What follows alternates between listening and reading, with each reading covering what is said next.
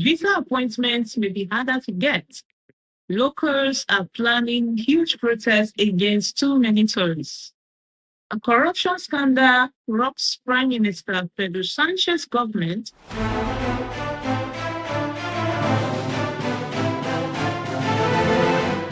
Hey everyone, welcome to your weekly update on the latest news from Spain. This is from June 3rd to June 13th, as of Friday yesterday. So Spain has been bustling with major headlines, so you have to get ready, brace yourself for a rundown of everything you need to know, from migration to politics to tourism and the rest. So let's dive into the top news right now. Top stories first. Visa appointments may be harder to get. Locals are planning huge protests against too many tourists. A corruption scandal rocks Prime Minister Pedro Sánchez government. Spain, UK, and the EU finally agreed on Gibraltar's future. Netflix drops big money in Spain, and lots of more other updates. Hey everyone, you're welcome again to Nomads in Spain. This is a channel where we talk about travel, culture, migration, and everything about Spain. And today we are going to be breaking down the hottest news from Spain that you should be aware, from migration, challenges to tourism, tensions, and everything that you need to know. I started this series last week, and this is a continuation. If you're yet to subscribe to this channel, please do so now, okay? And comment what you love most about Spain. Let's go to the news in detail. Visa centers are getting overwhelmed. First off, if you're planning a trip to Spain, good luck on getting a visa, because Spain visa centers are overwhelmed with applications. With the recent, population of people applying for Schengen visa, now appointments may be difficult to get, especially now that it's summer rush and lots of things. Well, why is this happening? Travel exploded after COVID restrictions ended, and everyone wants to visit Spain's beaches and cities. But the visa centers do not have enough staffs, and there is a spike in applications from people escaping conflicts and all over the world. So the problem started in 2021 and has only gotten worse or worse. So some centers like VFS Global and BLS International are trying to hire more people, but delays can stretch for weeks or even months. So what is the advice? I advise that if you're going for a Spanish visa, apply at least 3 months early and check the website for daily news. This might be a big headache for tourist students and people willing to work in Spain, but you can always ace it, right? And the next is the rules are changing for the non-lucrative visa. Yes, the non-lucrative visa is that visa that allows you to come and just settle in Spain by buying a property. So Spain has touched up on the rules to make it more clearer for people to understand that it's not just living in Spain without working. You need to have enough savings and private health insurance. You have to stay in Spain at least 183 days a year to keep it. And a report from March 14th this year says that you don't have to pay tax on foreign income unless you stay over 183 days.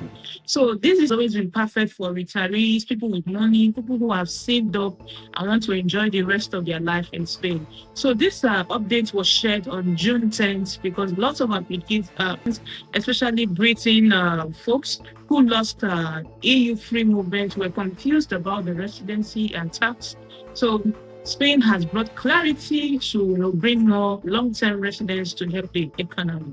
And the next not so new one is the protest against too many tourists.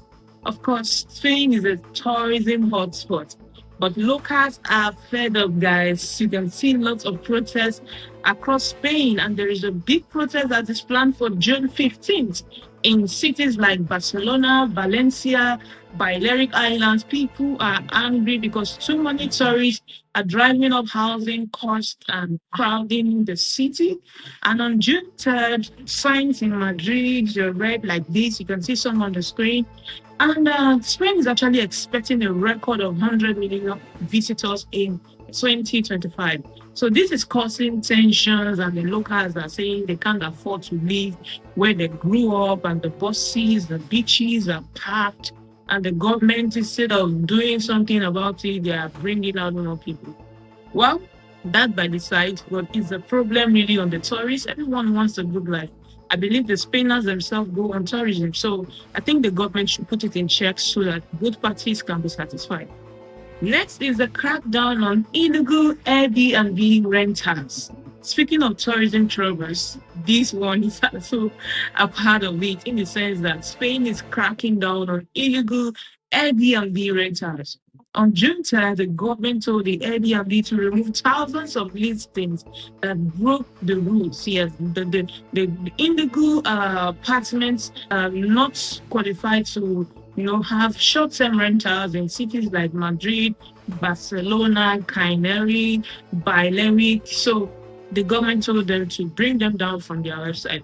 So many apartments are rented to tourists instead of residents, especially young people and families. So the economic minister, Carlos Cuerpo, said that the housing market isn't free for all.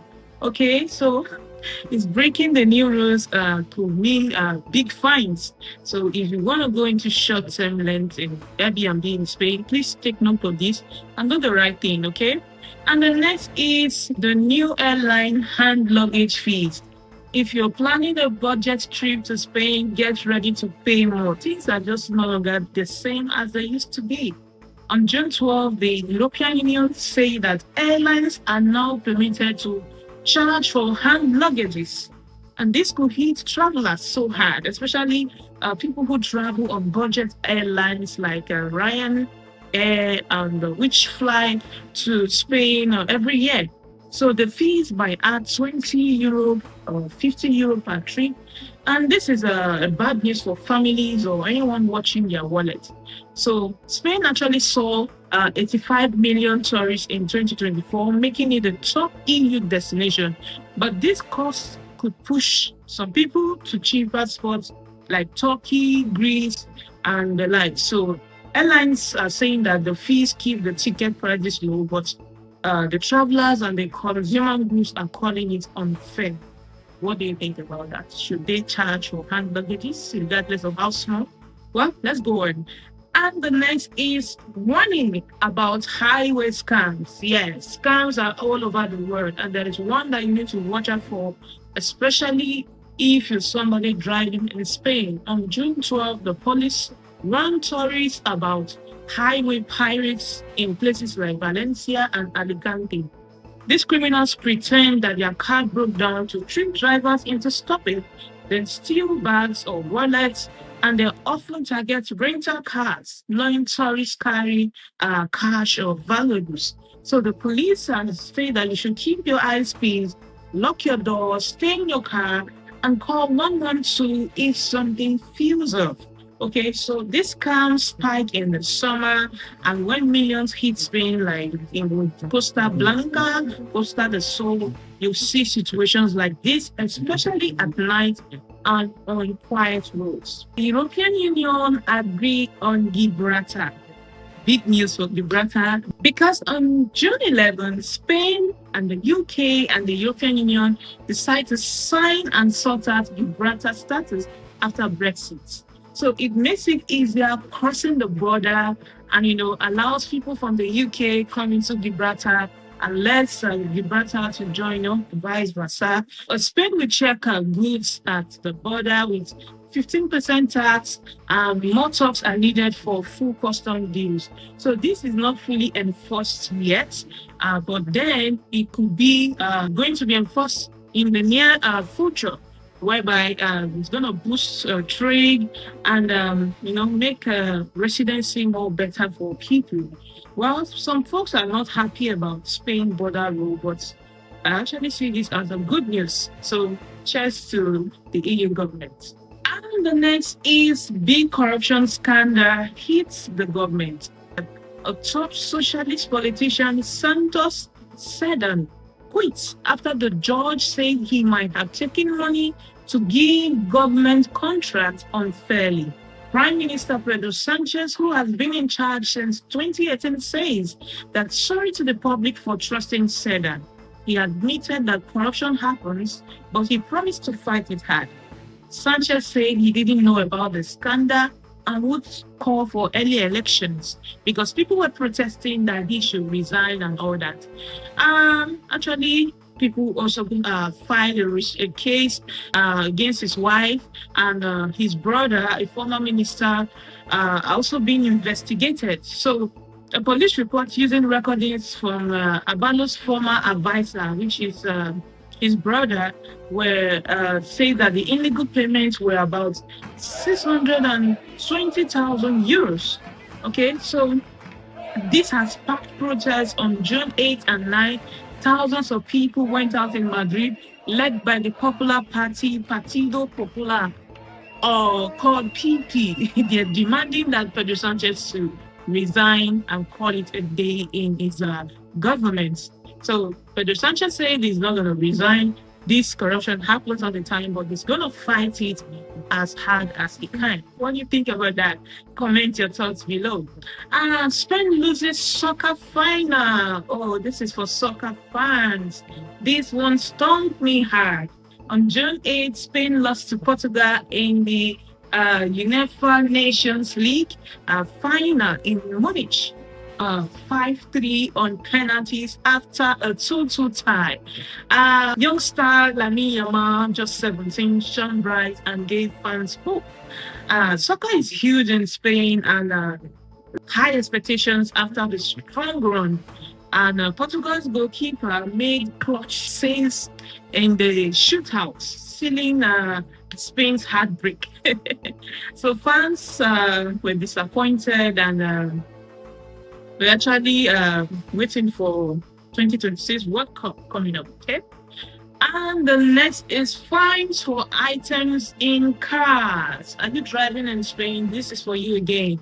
Listen up. On June 12th, authorities warned drivers not to carry these items.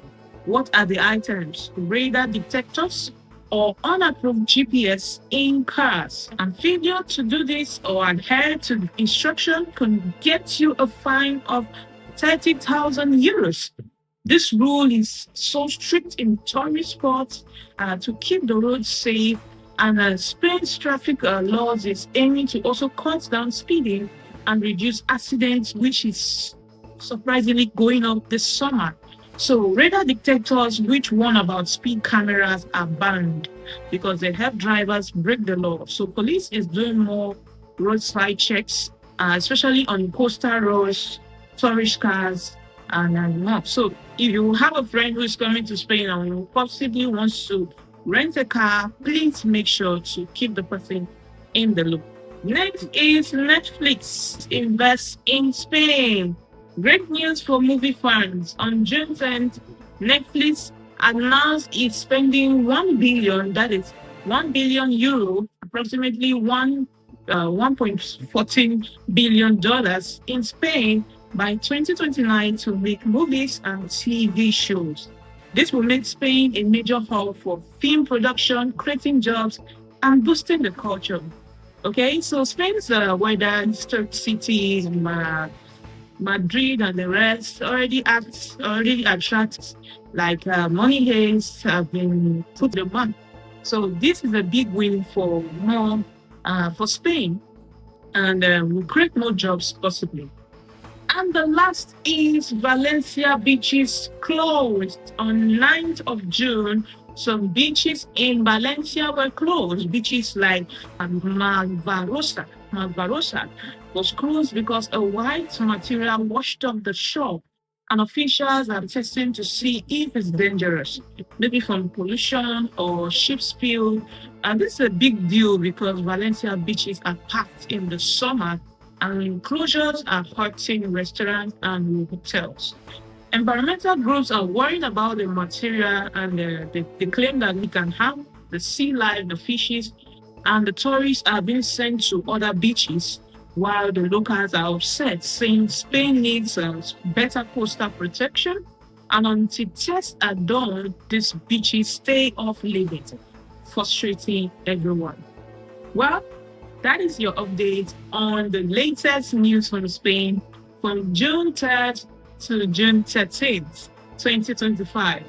So I have been able to touch down on things, and I will always keep you updated on what you need to know as regards to Spain. This is not much in Spain. You can't get the best of Spain any other place except this channel. So make sure to give this video a thumbs up, comment your thoughts on any news that stands out more to you, and let's keep the comments rolling.